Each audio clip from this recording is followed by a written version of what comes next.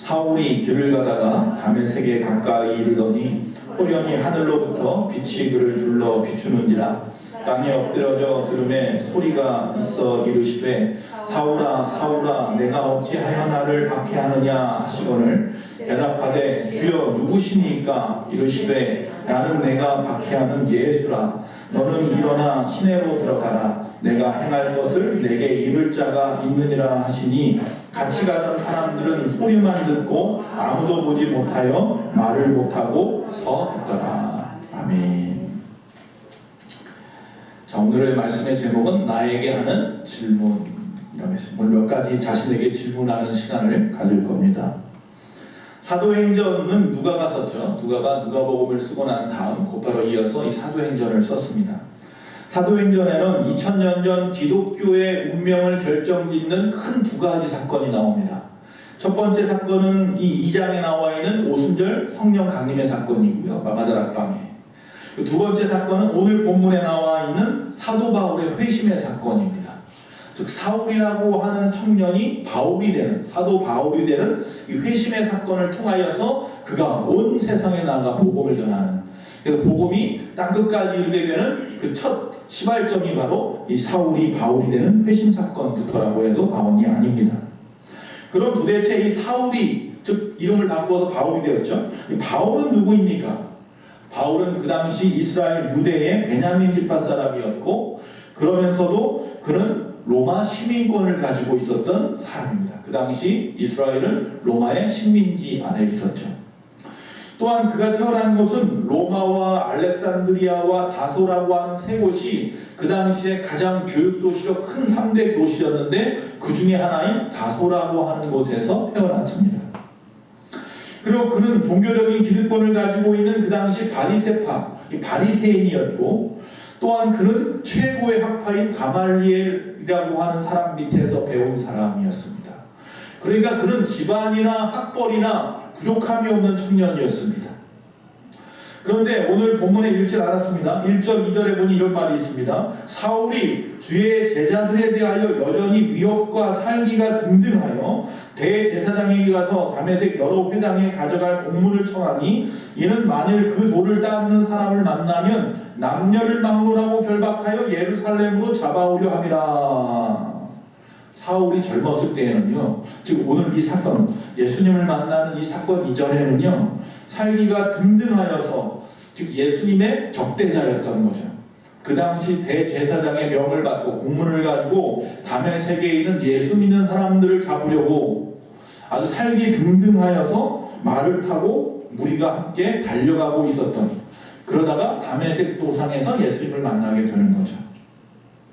자, 그들이 이 다메섹에 있는 예수 믿는 사람들을 만나서 그들을 잡으려고 했다. 잡아서 뭐 한다고요?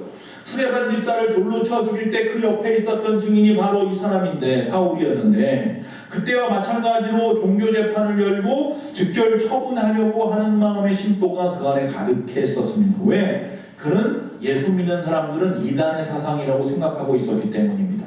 즉 하나님의 아들이라고 생각하지 않았기 때문이에요, 예수님을.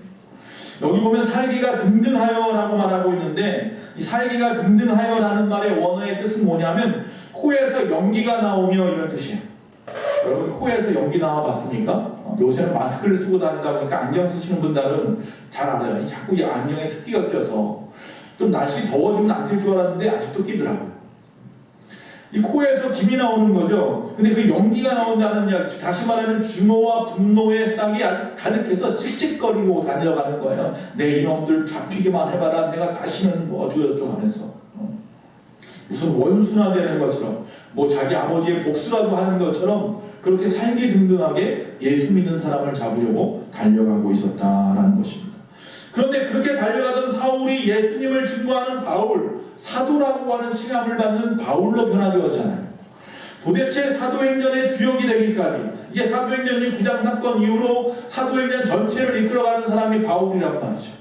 그런 사도행전의 주역이 될 때까지 그가 경험한 영적 체험이라는 것이 도대체 무엇이냐? 바로 오늘 사건의 세 가지를 좀 발견할 수 있는데요.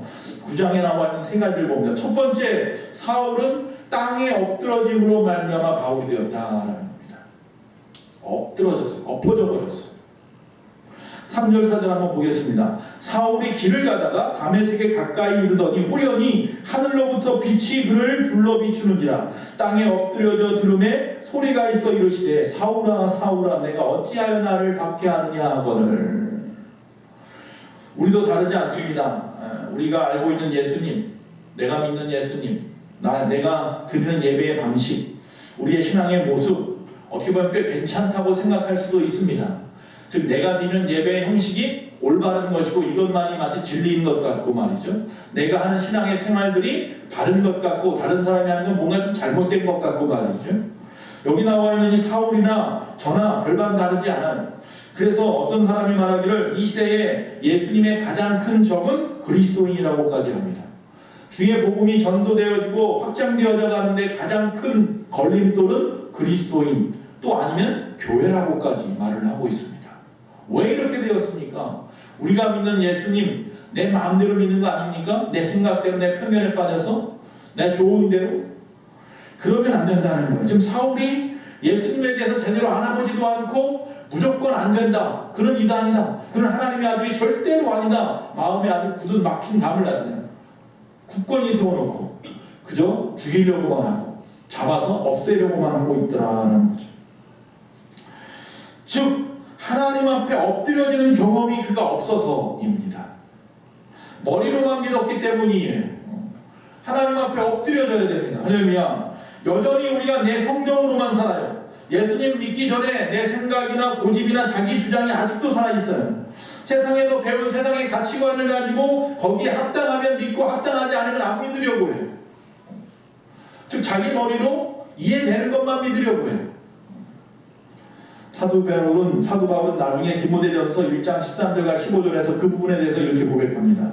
내가 전에는 비방자요 박해자요 폭행자였으나 도리어 긍휼을 입은 것은 내가 믿지 아니할 때에 알지 못하고 행하였습니다. 그리고 15절에 죄인 중에 내가 괴순이라. 엎드러지기 전에 이 다메섹을 가는 그 길가에서 주님의 빛을 보고 엎드러지기 전에 넘어지기 전에 나는 어떤 사람이었다고요? 비방자, 박해자, 폭행자. 이 긍휼을 입은 것은 내가 믿지 아니할 때 알지 못하고 행하였습니다. 그래서 나는 예전을 생각하면 죄인 중에 내가 괴수라는 것을 내가 너무나도 잘 안다. 그러니까 이 사건은 뭐야? 엎어진 거예요. 엎어진 거예요. 회개하고 엎어진 거예요.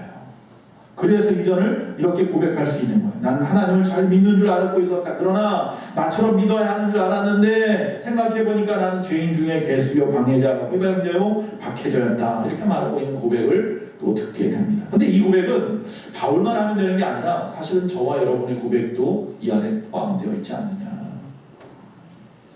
그래서 첫 번째 바울이 된 것, 사울이 바울이 된 것은 그가 엎어졌기 때문이고 그가 뒤집어졌기 때문인데 이것에 대한 부분을 가지고 좀 첫 번째 질문할 게 있습니다. 나는 예수님 앞에 거꾸러진 자입니까? 라고 스스로한테 반문해봐요. 한번 손을 한번 가슴에 얹고 나는 한번 따라 하십시오. 나는 예수님 앞에서 거꾸러진 자입니까? 할렐루야. 우리가 고백할 수 있는 회심할 수 있었던 바울처럼 회개하는 자입니까? 진정으로 하나님 앞에 회개했습니까? 나는 아무것도 아닙니다. 나는 죄인 중에 괴수입니다. 정말로 그렇게 자신에게 회개하는 마음으로 고백했냐라고 묻는 겁니다. 아직까지 나는 예수님 앞에 거꾸러진 자라고 하는 이 말씀을 갖다가 고백할 수 없다고 한다면 둘 중에 하나입니다. 내 안에 내가 아직도 살아있어서입니다. 아니면 예수님보다 내 삶의 우선순위 중요한 것이 세상에 너무 많아서입니다. 조금 나중에 잘 믿을게요. 아직 세상에 할 일이 많은데요. 세상에 내가 욕심 부릴 게 많고 가질 게 많고 쾌락을 누릴 게 많은데요. 혹시 그래서 하나님 앞에 나오지만 진실하게 하나님 앞에 그 시간을 가져보지 못하고 있는 거 아닙니까? 아무도 없을 때 조용한 밤이나 새벽이나 낮에 홀로 주님 앞에 나와서 가슴에 손을 얹고 마치 사도 바울이 회심할 때처럼 나는 예수님 앞에 거꾸러진 자입니까? 라고 물어볼 수 있어야 됩니다. 아직도 내 삶 속에 예수님이 끼어들 틈이 없다면 오늘 그 부분을 갖다가 열어드려야 된다는 것입니다. 예수님이 나에게 있어서 세상의 어떤 정욕과 부귀 영화 이 쾌락을 쫓아가다가 어쩌다 생각나면 또 아니면 시간이 남으면 그때 한번 좀 찾아보는 심심풀이 어떤 땅콩 같은 존재가 아니라는 겁니다. 날마다 순간순간 내가 숨을 쉬는 순간마다 주님은 나와 함께 하셔야 하는 분입니다. 예수 앞에 엎드려지는 것을 두려워하지 마십시오. 거기서부터 시작입니다. 신앙의 선진들도 다 그렇게 엎드러졌습니다. 바울도 그랬지만 모세도 다윗도 수많은 선진들이 다 엎드러졌습니다. 베드로도 그렇고. 이 과정이 없이는 절대로 하나님의 사람, 예수님의 제자 될 수 없어요. 척하는 것뿐이죠. 가면 쓰고 있는 거죠. 자신이 자신까지 속이고 있는 거죠. 마치 참된 그리스도인 것처럼. 우리가 예수님 앞에 엎드려져 회개하며 울고불고 하는 것이 어떻게 보면 남들 볼 때 치욕적이거나 부끄러운 것이라고 생각하는 분이 있다면 내려놓으십시오. 절대로 이것은 부끄러운 일도 아니고 치욕스러운 것도 아니고 수치도 아닙니다. 기쁜 일입니다. 이것은 정말로 자랑스러운 일입니다. 부러워할 일입니다. 남들이. 야, 아무개 저 성도님은 주님 앞에 눈물 콧물 다 쏟으면서 죄인이라고 땀을 치며 엎부러졌네. 사도 바울이 말에서 떨어져서 엎어지는 이 경험이 없었다면 그는 여전히 자신의 혈기로 살았을 것입니다. 사울이 바울이 될 수 있었던 것은 예수 앞에 거꾸러져서 자기의 모든 것을 쏟아내었기 때문이라는 사실입니다. 그렇게 깨어진 사울은 두 번째 드디어 예수님을 만남으로 바울이 되었습니다. 말에서 떨어져서 거꾸러진 이 바울은 그제서야 예수님을 발견하게 되었다는 겁니다. 우리가 회개함이 없이 죄사함도 없지만 주님을 만날 수도 없어요. 주님을 발견할 수도 없어요. 5절 6절 보겠습니다. 대답하되 주여 누구시니까? 이르시되 나는 내가 박해하는 예수라. 너는 일어나 시내로 들어가라. 내가 행할 것을 내게 이를 자가 있느니라 하시니. 다메섹으로 들어가랍니다. 다시 들어가서 이전처럼 예수 믿는 사람들 잡아라 이게 아니라 거기 가면 네가 거꾸로져서 지금 눈을 앞을 못 보게 됐잖아요. 그 눈을 떠줄 수 있는 아나니아라고 하는 예수님의 제자가 있다는 거죠. 그를 만나 안수받고 눈을 뜨고 그리고 세례받아 주의 사람, 이제는 예수님의 제자가 되라 라고 말씀하고 있는 거죠. 두 번째 질문은 그래서 다시 한번 손을 넣습니다. 가슴에. 나는 예수님을 다시 한번 나는 예수님을 진짜로 인격적으로 만났습니까? 정말 만났습니까? 나는 정말 거꾸러졌습니까? 나는 인격적으로 그 주님을 만난 경험이 있습니까? 혹시 예수에 대해서 듣고 배워서 만난 줄로 착각하는 거 아니냐고요? 만나야 합니다. 우리 주님을 만나야 합니다. 인격적으로 만나야 합니다. 우리가 착각하는 이유는 내가 교회를 다니고 내가 예배를 드리고 말씀을 듣고 이렇게 앉아서 같이 앉아서 기도도 하고 같이 앉아서 찬송도 하고 그러면서 주변 사람들이 나를 향해서 아무개 성도님, 아무개 집사님 이렇게 불러주니까 아 내가 예수 믿는 사람이고 내가 예수를 만난 사람이구나 착각하는 수가 있어요. 즉 경험 이전에 남들이 나를 갖다가 마치 만난 것처럼 불러주니까 만났나? 내가 그렇게 생각하고 살아가요. 그건 절대로 다른 이야기입니다. 그러면 안 되는 겁니다. 그럼 그게 바로 위선이죠. 예수님께서 이 땅에서 가장 싫어했던 바리새인과 제사장들의 문제가 뭐예요? 위선이잖아요. 위선. 형식적인 믿음이잖아요. 본 적도 없으면 본 것처럼 생각하고 행하는 것들이잖아요. 예수님을 만난 적도 없으면서 만난 것처럼 행동하고 있다는 거죠. 예수님이 우리를 부르시는 이유는 먼저 우리 죄를 갖다가 사하시어서 구원받게 하시려는 것이고 그리고 나서 우리를 예수님을 위하여 각자의 자리에서 사명대로 살아가게 하기 위해서입니다. 나를 먼저 구원하시고 나를 통하여 세상을 구원하기 위해서란 말입니다. 그런 예수님을 만났을 때의 얘기입니다. 예수님을 만나지도 않으면 이건 나하고 전혀 상관이 없는 이야기. 5절에서 사도 바울이 예수님이 부르니까 뭐라고 말합니까? 주여 누구시니까? 라고 묻죠. 여러분 이런 의문이 좀 우리에게도 있어야 됩니다. 이 건강한 의문입니다. 예수님은 정말 계시는가? 당신 도대체 누구십니까? 이 질문에서 중요한 것은 뭐냐면 내가 원하고 그리고 생각하고 있던 예수가 아닙니다. 나를 찾아오셔서 나를 만나주시고 당신이 원하시는 대로 나를 빚으시기를 원하시는 그 예수님, 당신은 도대체 누구십니까? 라고 묻는 겁니다. 예수님을 만나보지 못한 사람들이 그저 자기의 욕구를 위해서 예수님을 이용하려 하는데 그런 모습으로 예수님을 만났다고 생각하면 안 되는 겁니다. 이전에 보면 십자군 전쟁을 일으키고, 이전에 보면 면죄부를 팔고, 이전에 보면 이단들이 나타나서 자신이 마치 뭐라도 되는 것처럼 이야기하고 떠들어대고 사람들을 갖다가 흉하게 몰고 다니고 말이죠. 다 가짜 아닙니까? 다 거짓 아닙니까? 만나본 적도 없으면서 만난 척하는 거잖아요. 하나님의 음성이라고 이야기하고 십자군 전쟁을 일으켜서 얼마나 피비린내 나는 전쟁을 일으킵니까? 하나님의 말씀이라고 말하면서 사람들한테 면죄부를 팔아요. 죄 사하는 능력이 어디 있습니까? 우리에게. 하나님에게만 있는 거지. 우리는 혹시 만나본 적도 없는데 마치 그 여인들이 결혼하고 나서 아이를 갖고 싶어서 간절히 갖고 싶어 하다가 뭘 해요? 상상 임신하는 것처럼 예수님을 만난 적도 없는데 상상 임신하고 있는 것 아닌지. 진짜 예수님을 만나면요, 우리는 무너질 수밖에 없습니다. 진짜 예수님을 만나면요, 절대로 내가 보이지 않습니다. 진짜 예수님을 만나면요, 무엇을 먹을까 마실까 입을까 무엇을 얻어볼까 이런 생각보다 예수님이 나에게 무엇을 원하시는가에만 고민을 하고 삽니다. 오늘 예수님을 인격적으로 만나시는 경험이 있으시기를 축원합니다. 왜 나 같은 죄인을 위해서 십자가에서 죽으시면서까지 그토록 나를 만나시려고. 이제 예수님을 모르고 행한 죄는 다 용서해 주실 줄로 믿고 나 같은 죄인 살리신 그 은혜 놀라워 하나님 앞에 눈물을 흘리며 찬양할 수 있는, 고백할 수 있는 우리가 되었으면 좋겠습니다.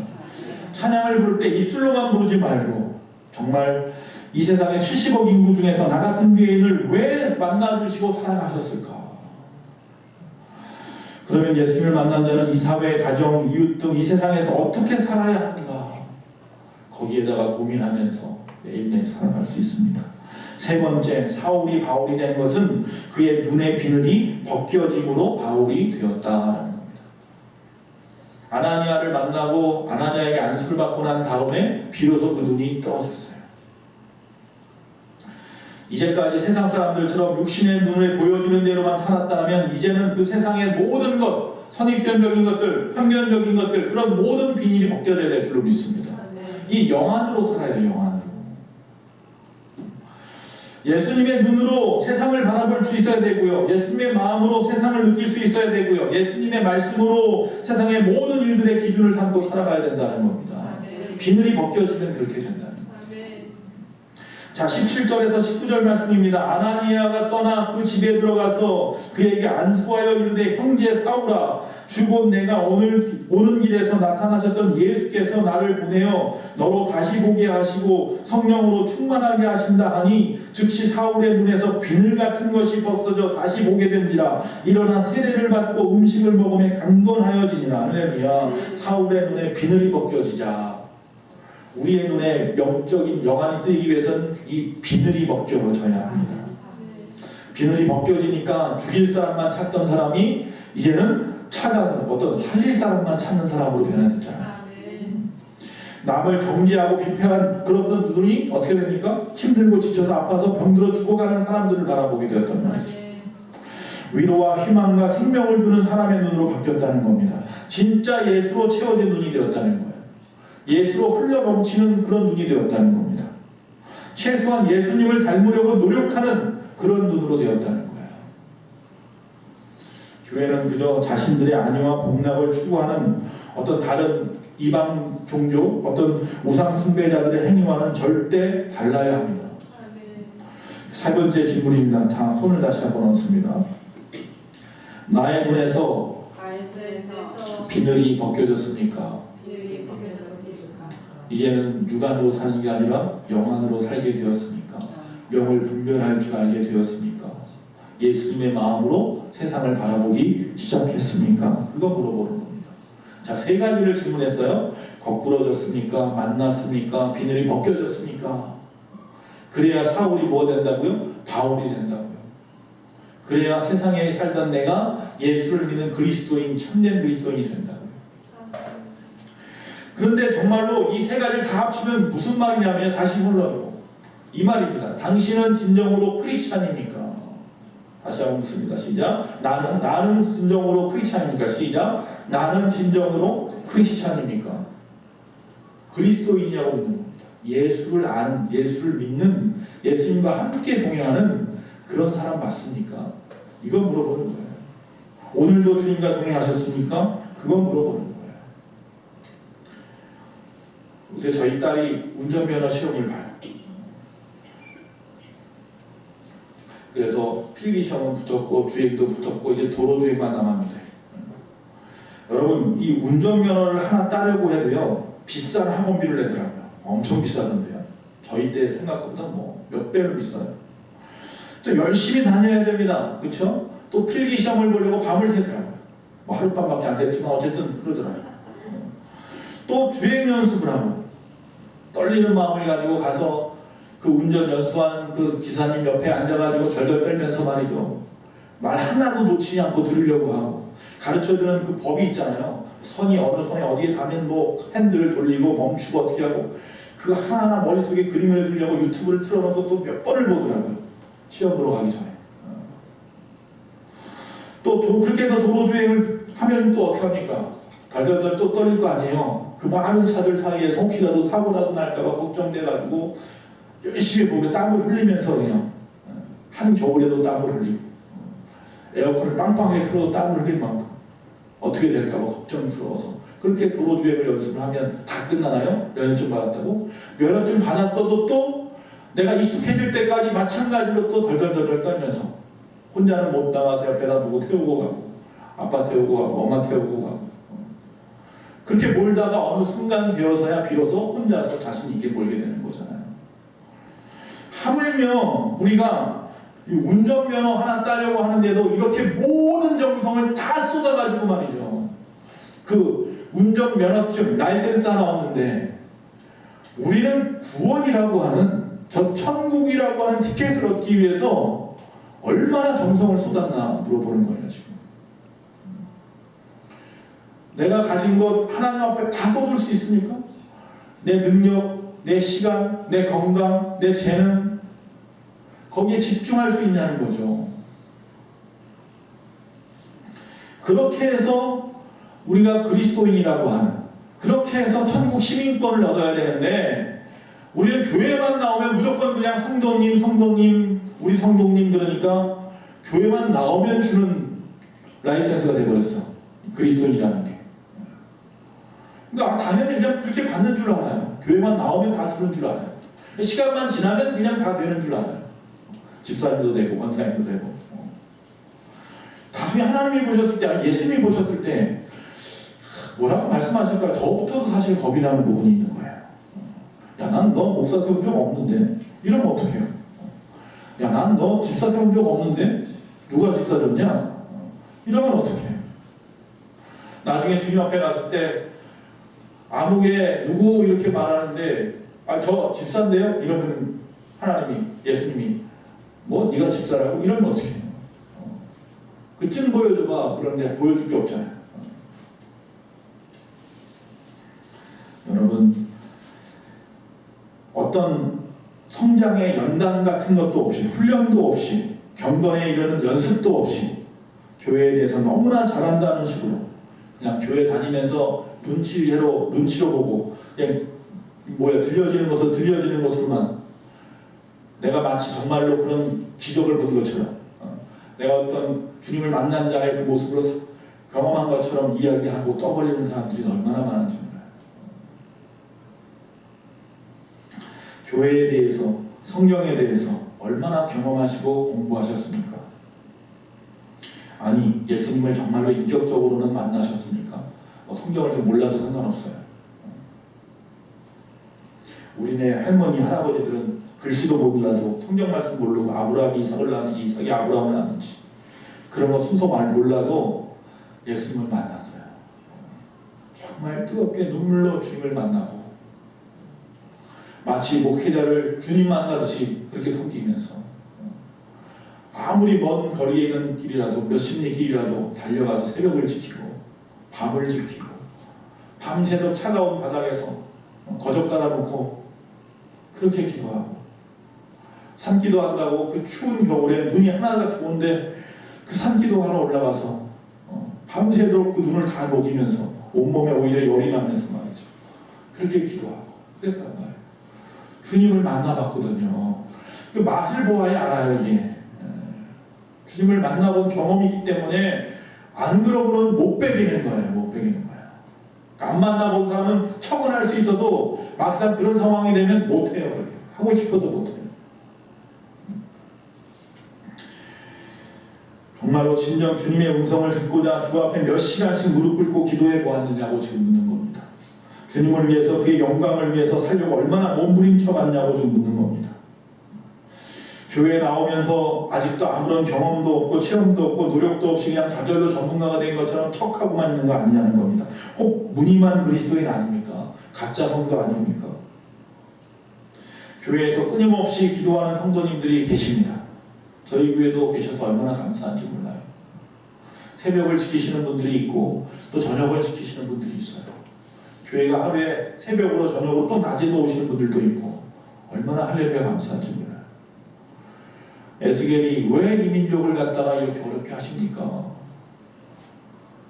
다윗과 모세가 내가 차라리 죽겠습니다. 이 민족을 좀 살려주십시오.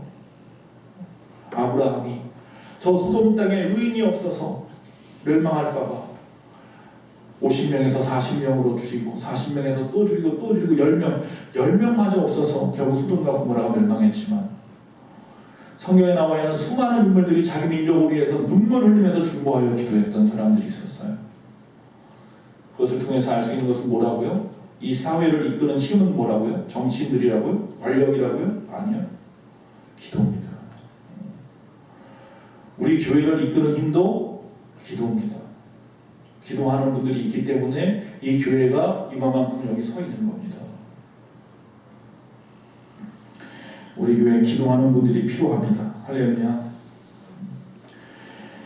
오늘 여러분에게 뜨겁게 부탁드리는 것이 하나 있습니다. 뭐냐 하면 과거에 어떻든지 간에 지금 다시 예수 앞에 엎어지는 것부터 시작하셨으면 좋겠습니다. 그리고 인격적으로 주님을 만나시고 비늘이 벗겨지는 경험을 하시기 바랍니다. 더 이상 불만스럽고 불평스럽고 짜증낼 시간이 없습니다. 주님 오실 날 멀지 않은 이때에 내가 할 일이 눈에 보이시기를 바랍니다. 좀 저희 좀 따져주십시오. 왜 우리 교회는 하나님의 말씀을 알고 싶은데 공부 시간이 없습니까? 막 따져주십시오. 왜 우리 교회 기도하고 싶은데 기도 시간이 없나요? 왜 우리 교회 목사님은 우리 교회 재직들은 뭐 하고 있나요? 막 따져주셔야 됩니다. 건강한 따짐이에요. 아마. 그런 건설적인 성장을 위한 사랑의 마음으로 저한테 막 따져주셔야 돼요. 그래야 제가 게으르지 않아요. 그래야 제가 책망받을까봐 두려워하면서 열심을 부린단 말이죠. 그리고 그렇게 따져주셨으면 따지기만 하지 마시고 말씀의 자리로 나오세요. 기도하는 자리에 나오시기 바랍니다. 그래서 우리 교회를 위하여, 우리 가정을 위해서, 아니 사실 나 자신을 위해서도 기도하라, 자기를 위해서 기도하라는데도 사실 기도 못하니까 할 말은 없는데 그것부터라도 다시 기도의 제단을 쌓기를 간절히 바랍니다. 부자만 천국 가기 어려운 것이 아닙니다. 다 안다고 다 해봤다고 하고 지금은 아무것도 안 하는 교만한 사람도 천국 가기 어렵습니다. 왕년에 다 해봤죠. 지금은 어떻습니까? 이게 중요한 거잖아요. 신앙은 지금인데. 기독교인들이 점점 줄어들고 있다는 것은요, 세상 사람들이 우리보다 더 잘알아요. 그 이유는 교회가 거짓 교리가 있어서가 아니고 또 세상이 우리를 핍박해서도 아니고요, 내가 진정한 크리스찬이 아니기 때문이에요. 자신에게 끊임없이 묻지 않기 때문에, 반문하지 않기 때문에 내가 괜찮은지, 내 시각 이대로 괜찮은지. 이제 예수 수망교회 모든 성도님들이 진정한 크리스찬이 되시길 바라고 프로페셔널한 크리스찬이 되시길 바랍니다. 그 시작으로 우리가 지난 재직회 때 여러 가지 이야기들을 나눴어요. 정말을 봉사를 하기 위해서 직분을 주는 거예요. 명예가 아니에요. 거룩한 주의를 지키고 또한 11조 생활을 하고 전도를 하고 봉사를 하고 예배를 하고 기도의 제단을 쌓고 본이 되는 분들이, 교회 안에서 열심히 일하는 분들이 직분을 가지고 책임감 가지고 일할 수가 아니에요. 그렇지 못한데 직분만 계속 높아진다고 표현하니까 그렇지만 하나 덜, 2개씩, 3개씩 가지고 있어봐야 뭐 할 겁니까? 엿장수한테 팔아먹을 것도 아니고. 천국 갈 때 그게 무슨 천국 가는 티켓도 아니고, 오히려 그건 내가 천국 간다고 하면 하나님 앞에 창피한 거리밖에 안 될 거예요. 야, 세상에서 이렇게 많은 직분 가지고 너 뭐 했냐 이럴 거란 말이죠. 그래서 우리가 예배 전에 봉사자들이 30분 전에 나와서 같이 기도하고 준비합시다. 다 이유가 있는 거예요. 본이 됩시다. 그 예배를 성공하게 만드는 자들이 됩시다. 예배의 성공이 내 아이에게 달렸다고 생각하고 준비합시다. 그런 거잖아요. 좀 귀찮더라도 힘들더라도 우리 다 같이 모여서 교회가 다시 한번 올바로 세워지고 진정한 크리스찬들이 모인 교회. 안디옥 교회의 그 별명이 뭐예요? 그리스도인이라는 말이 거기서 나왔잖아요. 그 뭐예요? 예수쟁이. 예수쟁이라는 말은 남들이 들을 때는 그들은 비아냥거리면서 하는 말인지 몰라도 우리는 할렐루야. 주님나라에 가면 이게 큰 상급이 될 줄로 믿습니다. 여러분, 저와 여러분 진정한 예수쟁이가 됩시다. 할렐루야.